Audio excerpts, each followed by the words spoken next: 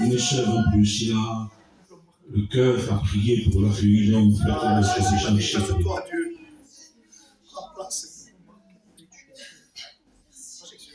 Que Dieu prenne la réunion, dans le contrôle de la réunion, qu'il soit Dieu. Saisis le pasteur David, Seigneur. Amen. Nous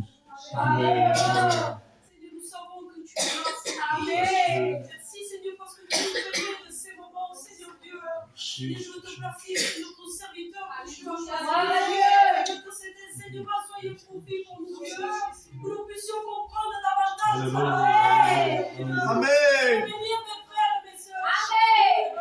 Sauve la vie. Seigneur, nous avons soif de toi. Je suis courage pour te la Et force, Seigneur.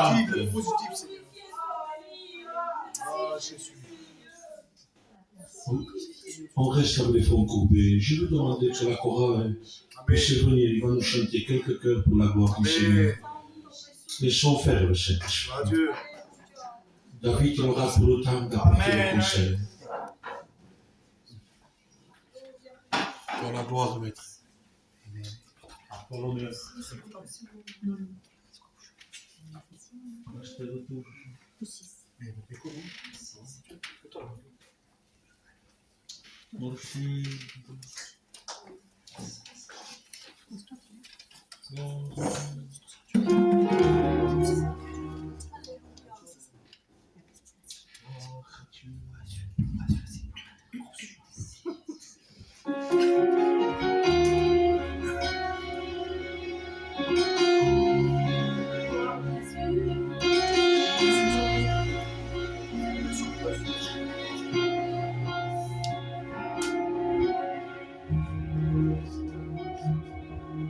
Se siente tu gloria en este lugar. Algo grande va a pasar. Se activa lo sobrenatural. Siente tu gloria en este lugar. Algo grande va a pasar. Se activa lo sobrenatural.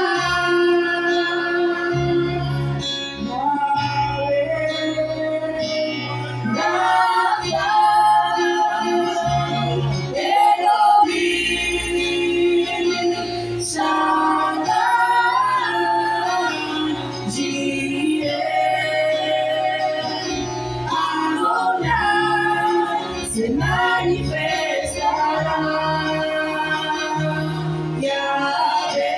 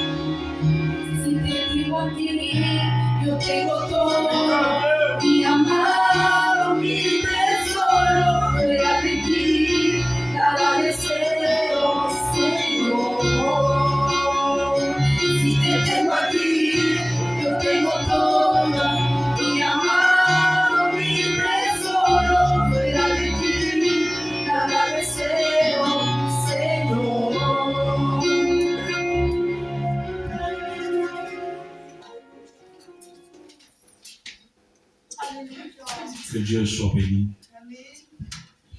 On va demander que le frère Mathieu puisse nous chanter quelques chœurs. Et après, je pense qu'il viendra le moment le plus important. Nous allons écouter le conseil. Ce que Dieu a à dire au cœur du peuple de Bézina. Dans l'esprit, le front, le frère va nous chanter les chœurs pour la gloire de Dieu. Merci Seigneur. Merci de ça. Merci de ta présence. Ton nom grâce. À la gloire. L'esprit. À toi l'honneur. Ceci du cœur. Saint-Esprit, Seigneur. Sur un cœur esprit. Seigneur,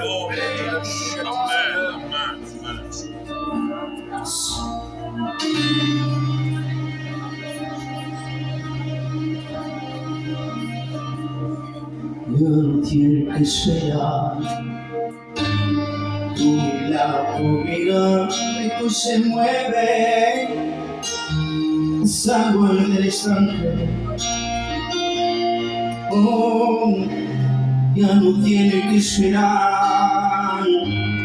Tu mira, rico se mueve, es agua del estanque. Porque el maestro llegó, Dios será sanidad, las aguas se mueve y no se detendrá, se mueven las aguas en este lugar, se mueven las aguas en este lugar. Se mueven las aguas en este lugar. Se mueven las aguas en este lugar. Muévete, muévete, oh, muévete, muévete, muévete en este lugar. Muévete, muévete, oh, muévete, muévete, muévete en este lugar. Ven ahora, ven ahora, ven ahora en este lugar. Ven ahora. Ven ahora, en este lugar.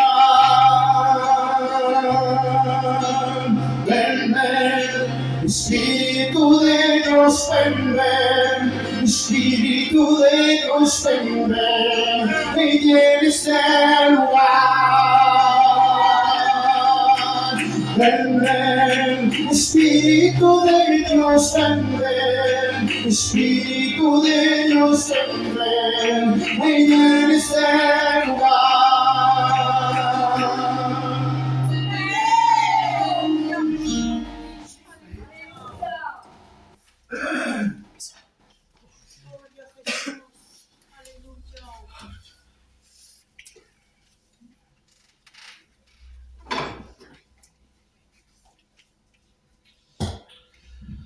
Béni soit Dieu. Content de partager ces moments avec vous.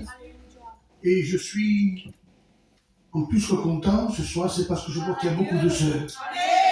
Et ça prouve que vous vous intéressez à la parole de Dieu. Vous savez, la Bible est formelle. C'est pas toute la connaissance qui compte. C'est un cœur sincère de bon Dieu. Mais la Bible aussi déclare que faute de connaissance, le peuple se meurt. Et je pense qu'au dernier temps que nous vivons dans nos églises, nous avons besoin, bon, je vais employer un grand mot, mais de connaître davantage la parole de Dieu. Connaître Dieu, c'est sûr, c'est le primordial, mais connaître la parole de Dieu. Parce que vous ne devez pas oublier que nous avons un Dieu que d'ordre et non de désordre. Et ce soir, quand le frère Laurent m'a appelé pour me demander de venir faire la communion des sœurs, j'ai dit, il n'y a pas de souci, je viendrai. Et il m'a demandé d'apporter un thème parce qu'ils avaient à cœur un thème. Et ce soir, on va parler sur les dons.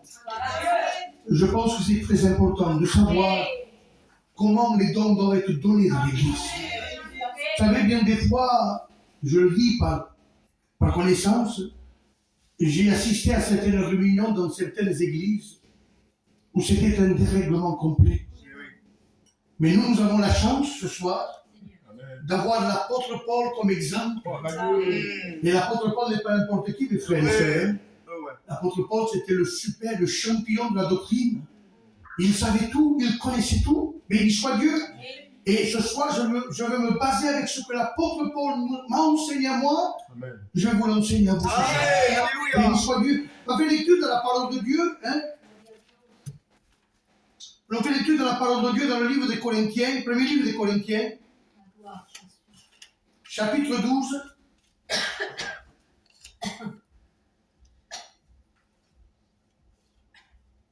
On va prendre le 4. Un Corinthiens 12, verset 4. Il y a diversité des dons, mais le même esprit. Diversité de ministères, mais le même Seigneur. Diversité d'opérations, mais le même Dieu, qui opère en tout. Or, à chacun, la manifestation de l'esprit est donnée pour l'unité commune. En effet, à l'un, il a donné par l'esprit la parole de sagesse. Béni soit Dieu. À un autre, la parole de connaissance. Amen. Selon le même esprit. À un autre, le don de la foi, par le même esprit. À un autre, le don de guérison, Amen. Par le même esprit. À un autre, le don d'opérer des miracles. À un autre, le don de prophétie. À un autre, le don de discerner les esprits. Le don de diversité des langues. Et le don d'interprétation des langues. Un seul et même esprit opère en tout.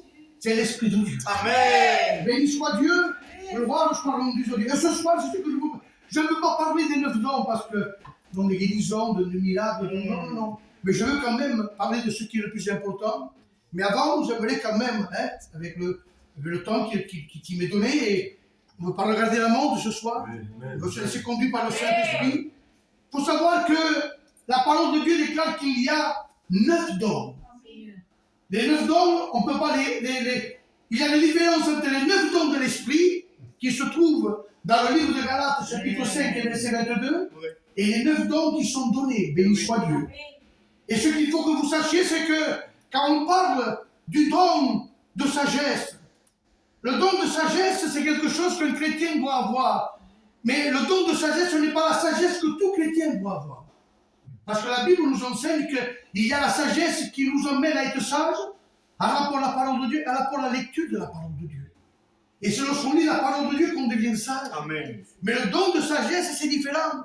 Le don de sagesse a quelque chose de particulier, c'est qu'il annonce le présent. Le don de sagesse, c'est annoncer le présent. Ça veut dire quoi? Et ça veut dire tout simplement, c'est l'image que la Bible déclare que le prophète Agabus va aller dans un endroit où il y avait l'apôtre Paul. Et à un moment donné, il prend la ceinture de l'apôtre Paul, il se lie les mains, il dit à celui qui appartient à cette ceinture, il sera lié et fait prisonnier par les adversaires. Ça, c'est le don de la sagesse. Béni soit Dieu. Et encore, il y a un autre don qui, non simplement, c'est le don de la sagesse, mais il y a aussi le discernement des esprits. Alors, le discernement, qu'est-ce que c'est? C'est l'apôtre Paul. La Bible déclare qu'ils étaient en train d'évangéliser.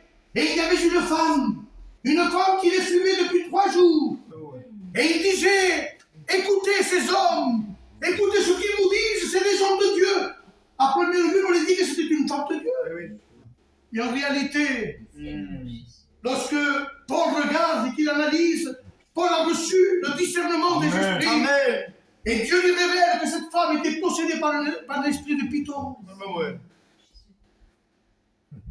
C'est ce don de discernement. Oh, je sais que vous n'êtes pas les serviteurs, mes soeurs. Mais c'est bon de savoir discerner ce qui est bien, ce qui est mal. De savoir discerner là où on peut aller ou là où on ne peut pas aller. Ce qu'on peut dire et ce qu'on ne peut pas dire. Ce qu'on peut faire et ce qu'on ne peut pas faire. Béni soit Dieu. Que Dieu nous donne, à vous l'église, à vous les sœurs, ce discernement. Être sensible à la voix de l'esprit. Béni soit Dieu. Et il y a aussi le don de connaissance. c'est savoir ce qu'il va se passer ou ce qu'il se passe dans l'église. Je passe vite parce que je vais m'arrêter aux trois principales. Il y a aussi, et ça c'est les dons de révélation, il y a les trois dons qui sont les dons différents. Parce qu'il nous est parlé du don de la foi. La foi, le don de la foi n'a rien à voir avec la foi que tu dois avoir pour te sauver. J'ai la foi, je crois que Jésus est mort pour moi et que c'est par le sacrifice de Jésus que je suis sauvé. Je suis sauvé, béni soit Dieu. Amen. Ça c'est la foi du chrétien. Le don de la foi c'est différent. Le don de la foi c'est Josué. Il prie Dieu, il lève les mains au ciel et la Bible déclare que le soleil va suspendre de tourner. Il va arrêter le soleil. Ça c'est le don de la foi. Béni soit Dieu. Il y a le don de guérison. Et il y a le don des miracles. Amen, amen. Quelle différence il y a entre la guérison et le miracle? Vous allez dire, mais je vois, c'est la même chose. Non, c'est pas la même chose. Le don de guérison, c'est visuel. Ça veut dire quoi? Quelqu'un qui est paralysé, qui est paralysé sur une chaise, Eh oui. je prie, le don de guérison, il se lève et il marche. On le voit. Eh oui. C'est extérieur. Amen. Le don des miracles, c'est extérieur. Je prends cette image sans froisser personne. Je me prends moi ce soir. J'ai un cancer, c'est en dedans, personne ne le voit. Frère Paul prie pour moi. Et je suis guéri. Alléluia. Amen. Il y a une différence. Il y a des fois, nous, on mélange tout. Mais la Bible nous enseigne qu'il y a une différence. Amen. Ce qui est extérieur et ce qui est intérieur. Béni soit Dieu. Mais ce soir, je ne veux pas parler de ces 10 dons que je vous ai cités. Mais je veux parler des dons qui sont les dons vocaux. Alléluia. Qui sont les 3 dons qui concernent l'Église. Amen, amen. Tout concerne, la parole de Dieu concerne tout le monde. Mais en particulier, les dons vocaux. Il nous est parlé du don de prophétie, le don d'interprétation et le don des diversités des langues. Alléluia. Et souvent, beaucoup de personnes ne savent pas ce qu'est le don des diversités des langues. Beaucoup de personnes ne le savent pas. Ce qu'apporte le don de prophétie, on va parler de la prophétie. Si vous saviez l'importance qu'apporte une prophétie dans l'Église, si vous saviez, mes sœurs, l'importance, quand une Église, il y a des prophéties qui sont données, quand des sœurs ou des frères ont le don de prophétie, parce qu'elle apporte beaucoup de choses, le don de prophétie. Qu'est-ce qu'elle apporte? La prophétie, elle parle aux hommes et aux femmes. La prophétie, c'est Dieu direct. Si on pourrait réfléchir un peu en disant, mais vous imaginez, lorsqu'il y a une prophétie qui s'adresse à l'Église, c'est Dieu direct qui nous parle. Amen, amen. Alléluia. Je ne suis pas là pour juger ni pour blesser qui que ce soit. Et pourtant, il y a des frères et sœurs que lorsque Dieu est en train de parler, sont en train de chewing-gum, pour s'amuser, pour jouer avec la plastifieur, pour jouer avec le téléphone. Dieu parle et nous n'écoutons pas. La prophétie, c'est Dieu direct qui parle à son peuple. Il n'a pas besoin de personne. C'est Dieu direct qui parle à son peuple. Et non simplement il parle à son peuple, mais il édifie son peuple. Parce que les dons, c'est pour édifier l'Église. Amen. Béni soit Dieu. Et non simplement édifier l'Église, elle exhorte comme un message. Elle exhorte. Béni soit le nom de l'Éternel. Elle console. Amen. Je ne sais pas si ça vous est déjà arrivé, mais je me suis certain que ça vous est déjà arrivé. Tu es chez toi avant de venir à l'église et tu pries, tu dis Seigneur, j'ai besoin d'une parole de réconfort. Ça vous est jamais arrivé, monsieur? Oui. J'ai besoin que tu me parles, Seigneur. J'ai besoin que tu m'exhortes. J'ai besoin que tu m'édifies. Mais le soir même, Dieu te parle directement. Béni soit Dieu. Et c'est pour ça que la Bible dit que la prophétie, elle console. On a besoin d'une parole, bien des fois, pas venant de l'homme, mais venant directement de la part de Dieu. Amen. Gloire soit rendue à Dieu. Et je continue parce qu'on connaît d'autres choses. La prophétie, elle convainc. On est convaincu. Pourquoi on est convaincu? Parce que c'est Dieu directement, c'est lui qui nous convainc. Par le moyen du Saint-Esprit, il nous convainc. Qui mieux que Dieu sait parler? Dites-moi, mes sœurs, qui mieux que Dieu sait parler? Et lorsque Dieu parle, il sait parler. Amen. Béni soit Dieu, gloire soit rendue à Dieu. Et ça ne s'arrête pas ici. Savez-vous que la prophétie, elle juge? Et je vais vous dire quelque chose ce soir, peut-être que ça va effrayer quelques-unes ce soir. La prophétie, elle est capable de dévoiler. Dieu est capable par une prophétie de t'appeler par ton nom. J'ai vécu ça moi dans une église. C'était ma première église il y a à peu près... Écoutez, j'avais pris ma première église en 93 ou 94, il y a presque 30 ans en arrière. Ça a été ma première église que j'avais eue. Et il y avait un jeune qui était une locumène. Et cette personne-là est venue avec ses parents. Ses parents étaient chrétiens, lui c'était un toxicomane. Mais c'était une épave. Paul II molestait comme ça, dans la chaise comme ça. Mais moi, il y avait plus de vie en lui, quelque chose d'horrible, Seigneur. Un drogué à fond, toxicomane, mais alors perdu. Et ce soir même, c'était un jeudi soir, je me rappelais toute ma vie, Dieu m'en est témoin. C'était une réunion de prière. Et il est venu une sœur sédentaire que j'avais jamais vue. C'était la première fois, vous ne voyez. Elle était venue dans l'église, jamais je l'avais vue, c'était la première fois que je la voyais. On avait eu une réunion bénite de Dieu. Et à un moment donné, cette sœur se met à prophétiser, Paul. Dieu seul sait, se met à prophétiser. Et il lui a dit, David, parce qu'il s'appelait David, ce garçon. David, tu es guéri ce soir même. Amen. Béni soit Dieu. Il a appelé par son nom. Et ça a été le résultat véridique. C'est qu'il a été instantanément délivré. Alléluia. Amen. Dieu est capable de nous appeler par notre nom. Ben oui. De te dire, un tel, une telle, tu m'as prié avant de venir à l'église. Sache que je te réponds ce soir. Mais aussi, il est capable de dévoiler lorsqu'une vie ne va pas bien. Il est capable de dévoiler une vie qui ne va pas bien. Parce que Dieu est puissant. Béni soit Dieu. Et non simplement, elle dévoile, mais elle instruit. Et combien le peuple de Dieu a besoin d'être instruit. Nous avons besoin de connaître davantage Dieu. Nous avons besoin de davantage de le connaître, de l'aimer davantage. Et tout ça, c'est quand l'Église est édifiée par les dons. Mais n'oubliez jamais, mes sœurs, que quand Dieu parle, il ne parle pas pour rien dire. Et si Dieu parle ce soir, si Dieu parle dans une église, ce n'est pas pour l'église à côté. Hein. Ou ce n'est pas pour la sœur qui n'est pas venue ou le frère qui n'est pas venu. C'est pour vous. Amen. Parce que Dieu parle pas dans le vide.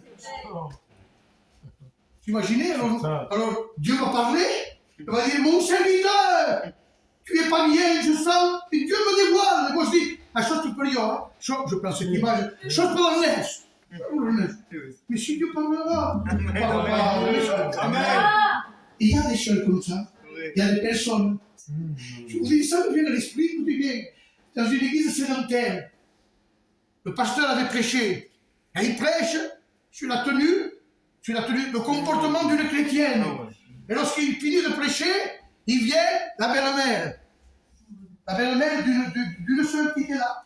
Il dit, pasteur, comment vous avez prêché? C'est ma belle-fille type, c'est elle. Vous l'avez dévoilée. Et elle s'en va. Sa belle-fille, elle vient. Il dit, pasteur, comment vous avez parlé? C'est ma belle-mère type. Comprenez? Non, la parole de Dieu ne se trompe pas. D'abord, on le ressent que c'est pour nous. On le ressent. Eh oui, Seigneur. Béni soit Dieu. Gloire soit rendue à Dieu. Il y a aussi le don des diversités des langues. Et souvent, comme je dis, beaucoup de personnes croient que le don de diversité des langues, c'est le parler en langue. C'est pas ça. Savez-vous que le parler en langue n'est pas un don? Le parler en langue n'est pas un don. Je vais m'expliquer, hein, parce que je vois des figures. Je vais m'expliquer. Le don de diversité de la langue, c'est quelqu'un, écoutez bien, qui n'a jamais parlé une langue américaine. C'est pas américain, je suis américain, moi. Je suis gitan. Eh bien, Dieu est capable, écoutez bien, hein, de donner à cette personne de donner le don de diversité des langues, parce que ce soir, mettons si ce soir, au milieu de moi, toutes les sœurs qui sont là, quelqu'un ne comprend pas le français, ni le gitan, ne comprend pas. Elle comprend l'américain, ou l'anglais, ou le chinois. Dieu est capable de donner à quelqu'un qui n'a jamais parlé cette langue